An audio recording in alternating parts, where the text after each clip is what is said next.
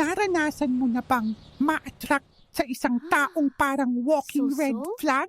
Yung tipong alam mong may mali, pero go ka pa rin. Parang isang sim na paulit-ulit na lumalapit sa sirang computer.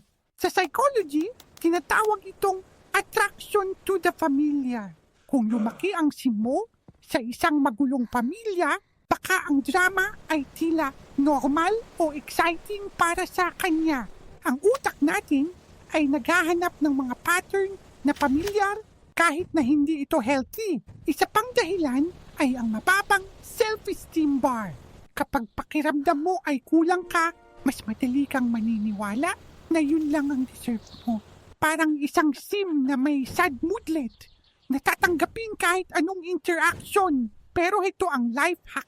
Ikaw ang may control sa sim mo. Ang unang step ay i-boost ang sarili mong stats. Mag-focus sa pag-level up ng iyong skills tulad ng painting, fitness o logic. Punuin ang iyong fun at social bars kasama ang mga tunay na kaibigan. Kapag mataas na ang iyong self-esteem at puno na ang iyong needs, mag-iiba ang pananaw mo, makikita mo na ang isang healthy relationship ay dapat nagbibigay ng positive moodlets, hindi stress.